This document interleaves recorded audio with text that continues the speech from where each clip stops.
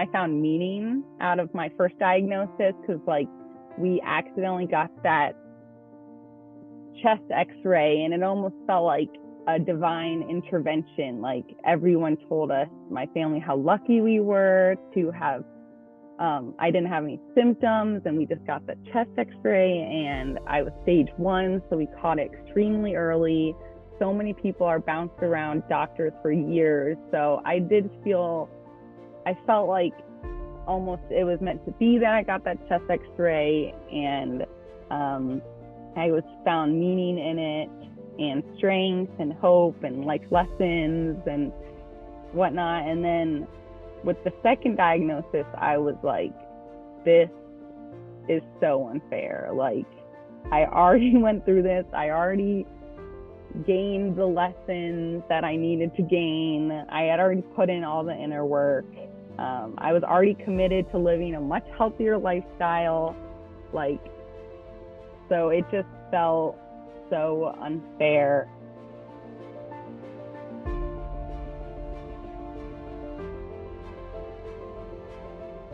Hi, I'm Danielle Draper. I'm 26 years old. I'm born and raised in Annapolis, Maryland, but I've been living and working in Washington, D.C. for the last 4-ish years. I really like politics and government affairs for fun. I love hanging out with a really large friend group, just normal 26 or mid-20s activities, going out, concerts. I'm really adventurous. I love to travel. I love yoga. I really want to be a yoga teacher. And then I grew up doing dance like my whole life. And I'm really into health and fitness and exercising and eating healthy. My family and I have always been really into like integrative health. My story is extremely unique in that my mom, she started feeling really itchy and she would bruise easily, but she was just going to her normal physical doctor's appointment and she got her blood drawn as usual.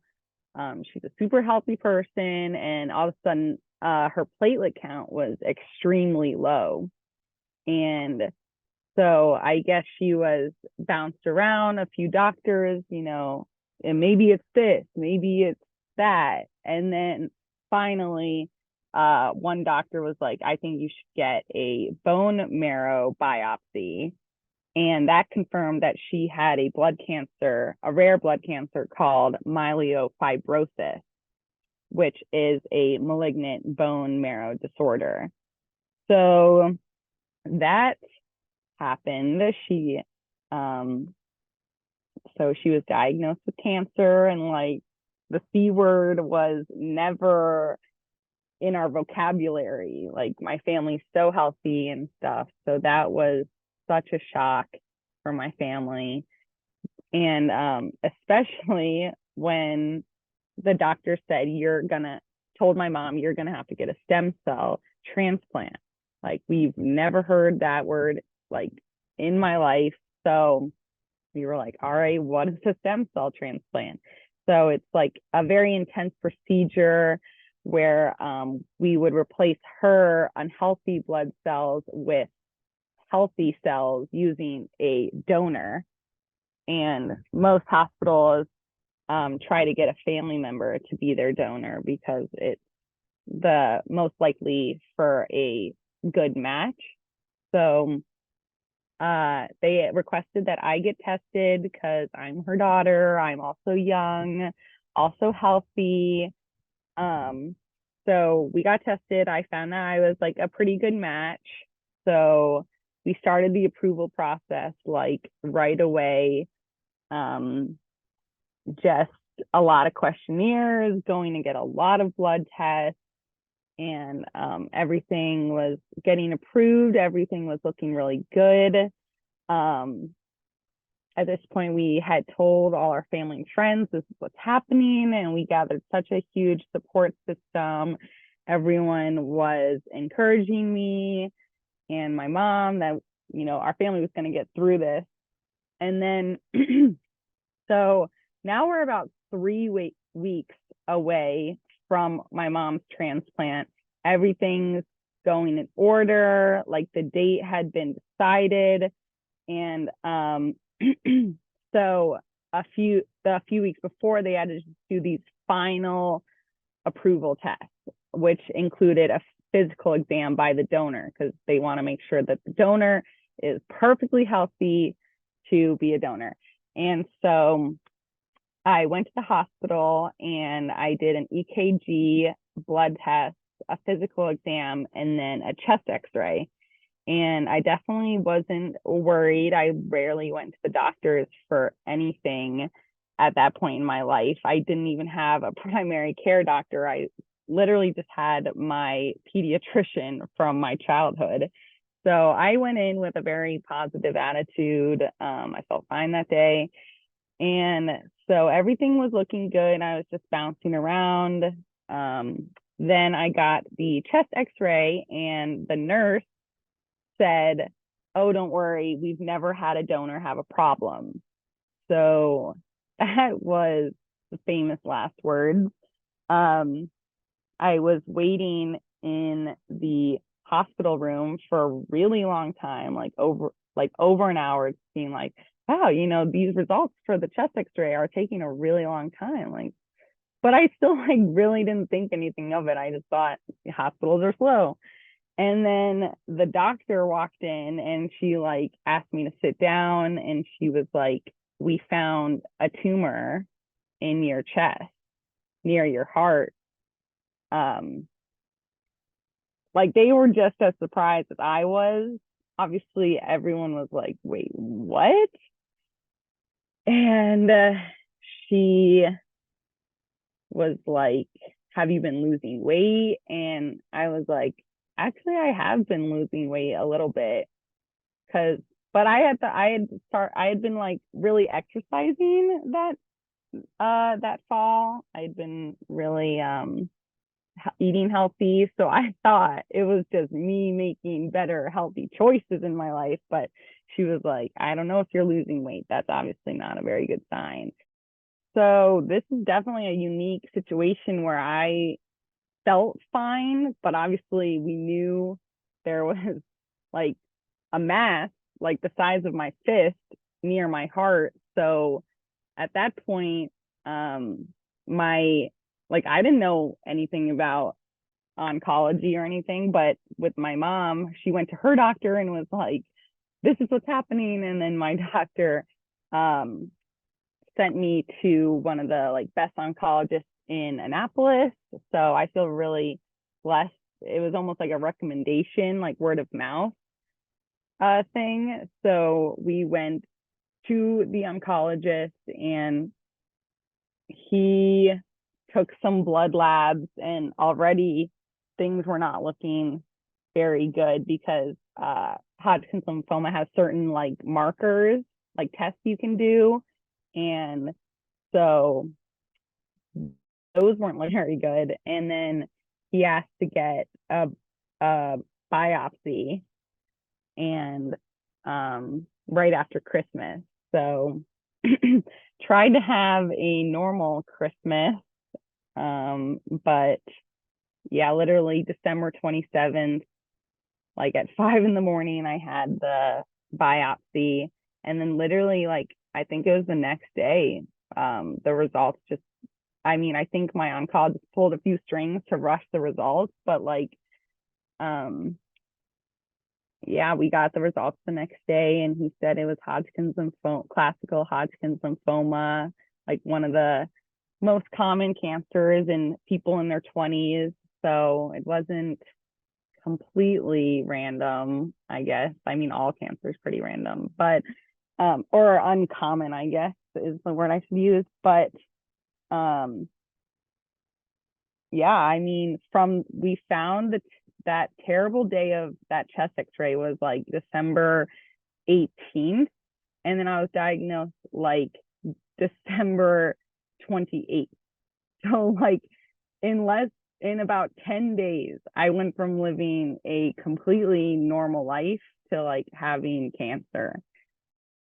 I mean, it was so shocking and like I don't even know how to describe it. It was definitely the worst moment of my life. Like I literally thought I was gonna die. Like the next day I was like, I have a month to live, you know?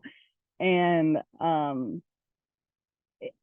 actually when I got that chest x-ray, my mom was traveling. She's a flight attendant, and I called her because she had known that I was getting my approval test. And so she was obviously anxious to hear like how it all went, but we all seemed fine because at that point everything was being approved. And so I called her and she was like, hi, honey, I'm about to take off. Like she's traveling to Rome. And she's like, is everything all right? Like, how did the test go? And I was just like, I can't tell her. I can't ruin her trip. So I just lied and was like, everything's fine. I'll see you when you get home. And then I had to sit her down and I was like, I can't be your donor anymore. And then she was like, what? Why? I was like, there's a tumor in my chest. And yeah, it was just probably the worst look on her face I've ever seen. I'll definitely never forget that moment. But it all happened so fast that like,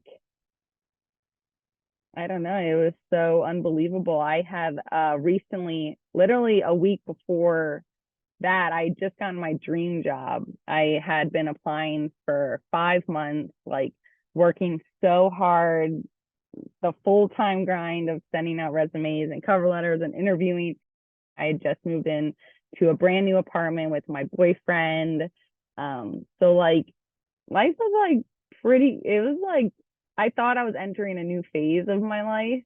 So then when I got diagnosed, I think my first like concern, which sounds silly, was like, oh my gosh, I better not lose this new job. Cause like it's something I worked so hard on. So that was like my first question to my oncologist was like, can I keep working? Like, can I start this job? And he was like, if you think you can do it, like, yeah, I encourage you to do it. So that was my main concern, which is weird. It should have been like, will I die or not? But I was like, I want to start this job.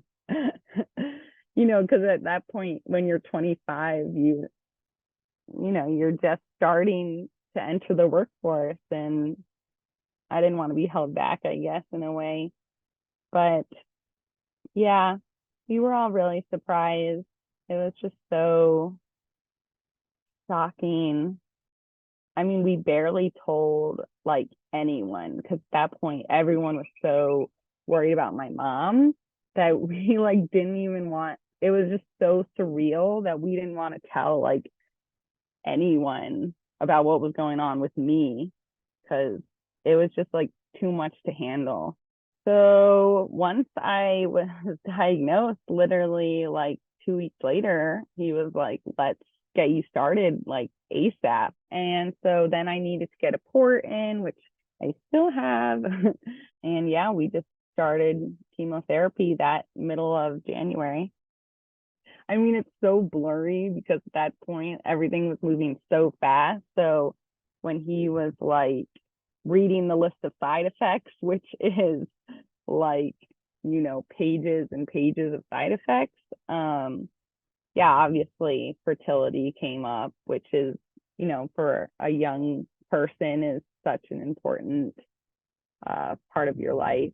So me and my mom were like, do you think we should do this? And he was like, it's really up to you. Like a lot of women do, but he's like, a lot of women don't. And he was like, I personally think you're going to be fine. And to fast forward, he was actually very correct. I was fine. I did 8 rounds. The standard is usually 12, but I did 8. It was terrible. I mean, I don't know if like this is what I told myself, but I feel like I read somewhere that like ABVD is like one of the hardest regimens there is in chemotherapy. it is just so brutal. Like, oh my gosh, it's just, it's like this wave of toxic, toxic poison just rushing throughout your body. But I feel like everyone, a lot of cancer survivors talk about just when you're in that fight or flight, you're just so like zoned in on making it through that, like, yeah, I made it through. I slept. Like the first 4 days are the hardest, and you just sleep a ton. Take it easy. I did a lot of yoga to manage my side effects, which is good for nausea, digestive system, and also just managing your anxiety and stuff. I also took compazine, which is like an anti-nausea that I definitely recommend asking your doctor for anti-nausea medication. Just being near a bathroom at all points. Yeah, trying to eat as much as you can. I also ate marijuana edibles, which was approved by my doctor as well. Just trying to go for walks. Yeah, that's kind of how I manage the side effects. Yeah, so I did 4 infusions, and then he wanted to check up if it was working. So I got a PET scan, and the PET scan showed that I had a complete response. Like the tumor in my chest had disappeared completely. So we were so happy, but then a lot of doctors recommend that you keep going with more infusions. That way you're like, you know, killing off those hidden cells, because PET scans don't necessarily catch everything, unfortunately. So his recommendation was to keep going, which obviously was a little disappointing to hear because chemotherapy is so terrible. And at that point, I hadn't lost my hair yet. So I was like one of the few that didn't. And I was just like, oh no, like I really want to hold on to my hair. Well, I lost it later, if you want to talk about it later. But yeah, during that point, I had really long hair, and yeah, it definitely started thinning a lot, but it wasn't like coming out in clumps like a lot of survivors say. So I kind of had this feeling I could hold on to as much as I could. But yeah, of course it's super depressing at that point. I loved my long hair, and it just started coming out, and you always worry you're going to wake up one day and look in the mirror and it's just going to be gone. So kind of just preparing yourself for that. It's traumatizing. Yeah, so I'd finished the 8th infusion. I rang the bell.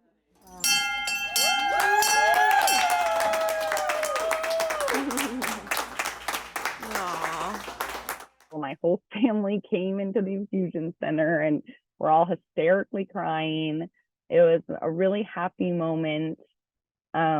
But of course, it's not over till it's over. So I was like, I need to get this clear scan, and then I can move on with my life, hopefully. And so we got, they always encourage like for your last infusion to wait a month, because they want the like chemotherapy to kind of like settle into your body. So it was about a month after my last infusion. We got a PET scan. I went in with, you know, really high hopes because I had already been in remission at that point. And he told me that something was lighting up, like a tiny, tiny little spot. And the problem with Hodgkin's lymphoma is that your lymph system is extremely sensitive. Like when you get a cut, a lymph node can like swell up, or when you have a cold, your lymph system can react. So Like I remember I had my COVID vaccine and that showed up on my PET scan once. So it's very, your lymph system is very sensitive. But obviously the scans also can show how they call it hot, like radioactive, the lymph node is, and it was very hot. It was very red. So that was not good.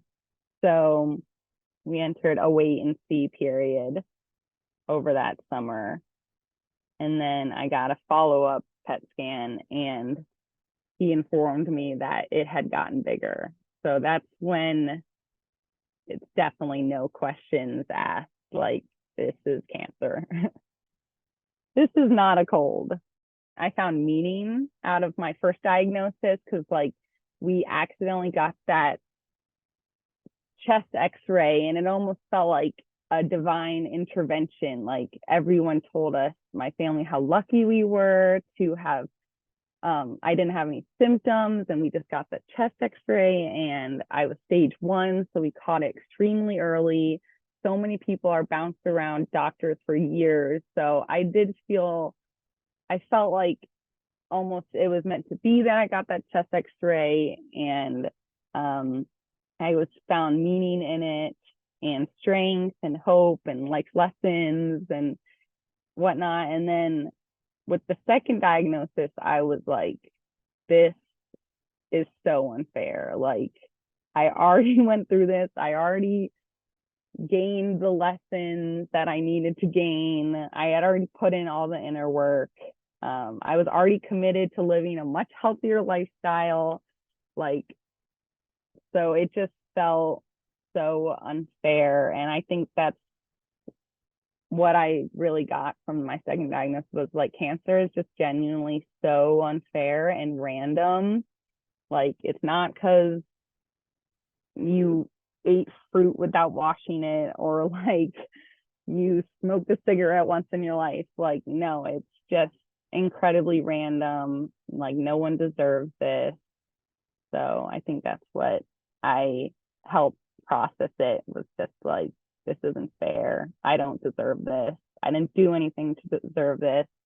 And I went to my doctors, like my new oncologist, because I was referred to Johns Hopkins, which is obviously one of the best medical schools in the country. And you know, obviously your first question is like, did I do anything? Like, why did this happen? Like, it's like almost 95% of Hodgkin's lymphoma patients are cured for the first line of treatment. So I'm like, why am I in the 5%?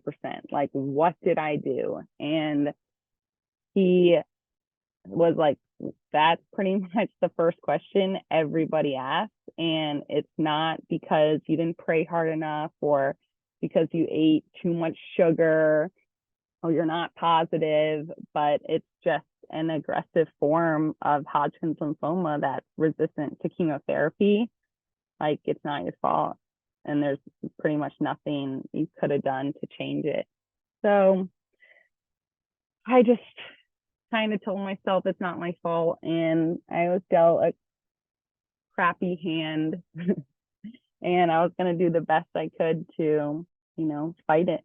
My doctor told me that when you have refractory Hodgkin's lymphoma, the next line of treatment is pretty much always going to be a stem cell transplant, which is the same procedure my mom got when this whole thing started. So that was a full circle moment for my family. And so he was like, I recommend you see 2 doctors, like, and decide which one you like better, which honestly I think is really important. I don't know. I just feel like you should definitely have second opinion. You never know, like, which one feels right in your heart.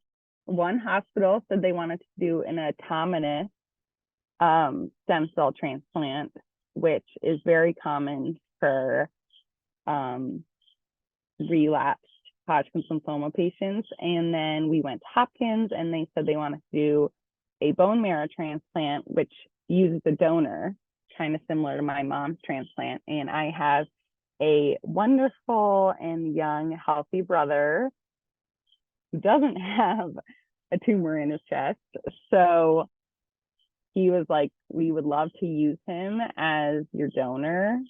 And they also did an outpatient program at Hopkins, and that, oh my gosh, that changed my decisions so fast. Like, not staying in the hospital was key to me. That just scared me so much to see myself like living in a hospital for a few weeks. So a bone marrow transplant is a very intense procedure where they kill off my entire immune system, and then they transfuse my donor, which was my brother's healthy stem cells, into my body. It's like this big bag. It pretty much just looks like a bag of blood, but it's surgically removed from my brother's hip bone. So he was placed under anesthesia, and they extract his bone marrow, put it in this bag. I think they filter it, and then they bring it to me, who at this point, my immune system is totally killed off through chemotherapy. So I have no immune system, no white blood cells, and they infuse his stem cells into my body. And from there, it's kind of like a garden. He said your like immune system will just start growing from scratch using your donor's immune system, which obviously takes not overnight. It is a very long recovery where you're extremely immunocompromised. You can't really leave your house for a few weeks. You're extremely tired because you don't have, like I said, any white blood cells and barely any red blood cells, which is like where your energy comes from. So you're super, super tired, and there's a load of other side effects, like you're not hungry at all, you lose your hair basically immediately, a lot of medication. And then also for young adults, you definitely want to do fertility preservation before your transplant. Bone marrow transplant process, it's extensive. Like, so much approval has to go into it because it's obviously an insane scientific achievement. Like, it's just I don't even know the science behind it all, but I mean, so much approval goes into it. I'm like getting my blood drawn all the time. My brother has to submit his blood all the time.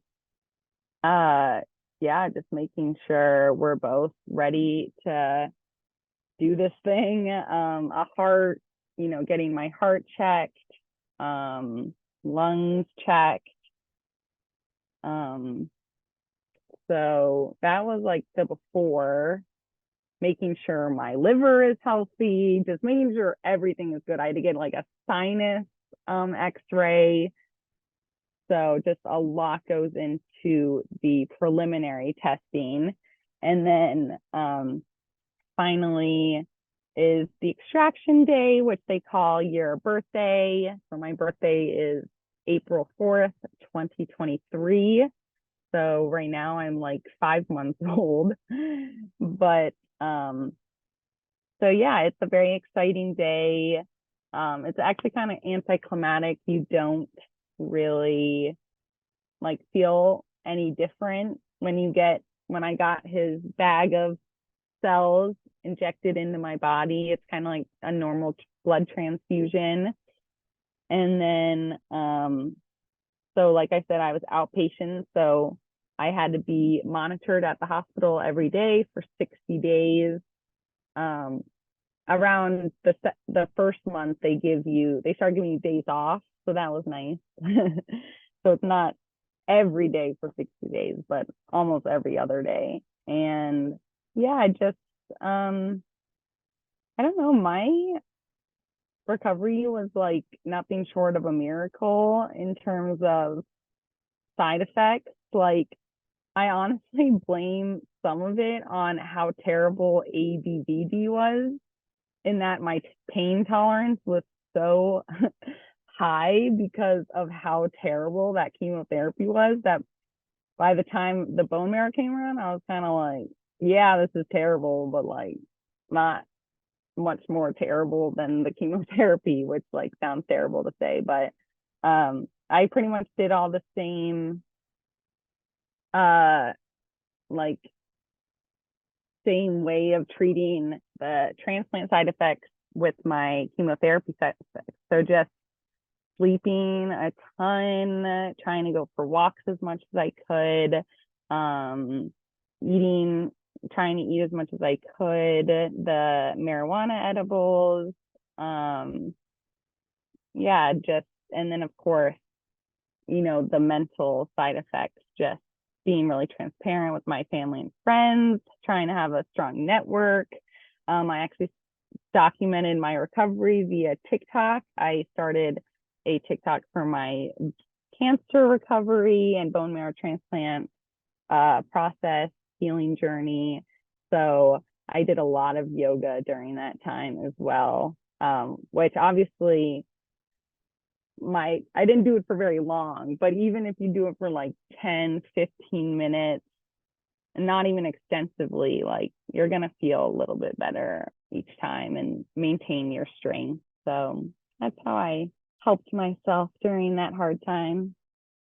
Yeah, I did have a few rounds of immunotherapy, which is like pretty revolutionary in the cancer world, but also just Hodgkin's lymphoma in general. Like, oh my gosh, I can't even imagine what the next like 10 years is going to look like for Hodgkin's lymphoma patients, because like immunotherapy has proven to be so successful with Hodgkin's lymphoma. So I had nivolumab and brentuximab, and it got me back into complete remission before my transplant, which increases the success of transplant like tremendously. So I was so happy to hear that the cancer was being responsive, and the side effects were, oh my gosh, like night and day compared to the chemotherapy.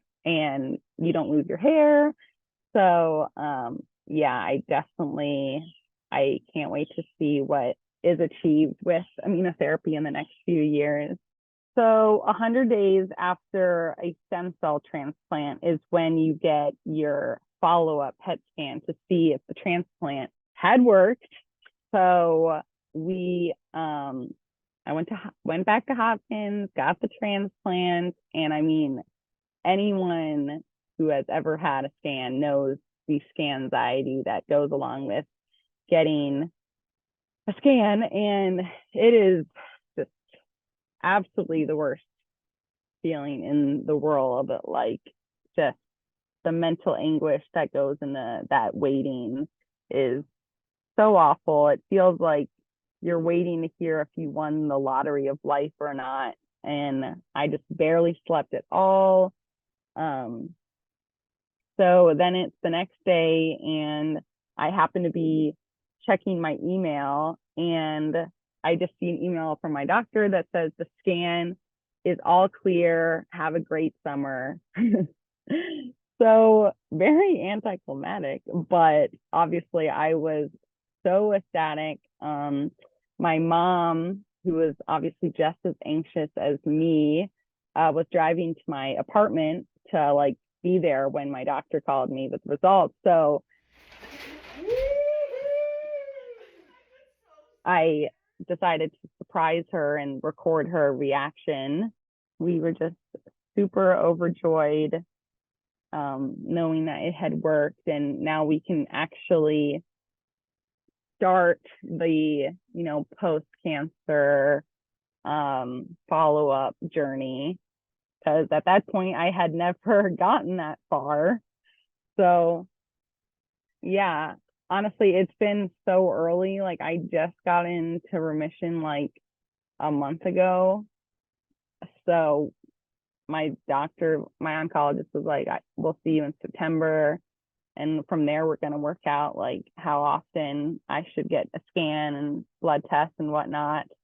Um, yeah, it's just all so early. So I'm not even like, I think it will feel super real this winter because I've spent the last two birthdays and Christmases of my life with cancer. So it's really the fall and the winter that have been absolutely terrible. So I think when that time comes and I don't have cancer, it will feel actually real. You just start going back to your normal life, but with this like whole new outlook. Obviously, you're like so grateful to be here and you appreciate the little things, like as cliche as that sounds. I just like even just getting dinner with my friends, like it just, I feel so grateful because like about 2 months ago I couldn't even do that. I couldn't go to a restaurant. So or traveling, oh my gosh, I have like been on so many trips this summer because I want to make up for lost time. But yeah, of course, I definitely have a ton of anxiety, which I take medication for. I also go to a therapist and I do a lot of yoga, like I said. So definitely trying to have healthy outlets. I read a lot of books from cancer survivors. It like helps me, um, you know, justify what I went through, I guess. And then also social media. There's a huge community on social media. So I just feel like being there for each other is really important. Like when I was first diagnosed, I just was like pen to paper, huge believer in having a journal. And I wrote so much that now I want to turn it into a book, specifically for young adult patients, because I felt like people in their 20s with cancer are kind of a forgotten part of the cancer community, because we don't identify as children anymore, but we don't identify as like an older adult. So I definitely think it presents unique challenges that I want to write about and help others going through it. You know, cancer and just honestly life in general, it can be really unfair and you can be dealt a really bad hand and that you don't deserve. But that said, like the human spirit is remarkably resilient. Like I feel like since the start of humankind, we've all had to face really like hard times, and it's kind of like within our DNA to like fight and push on and do the best that you can with what you're given. So I got this tattoo. It says Cura Spera ad Astra when I was diagnosed for the second time, and it says Latin for through adversity to the stars. So I feel like even when you're struggling, you can reach for the stars and find meaning in your suffering, and just never give up hope and always choose love over fear.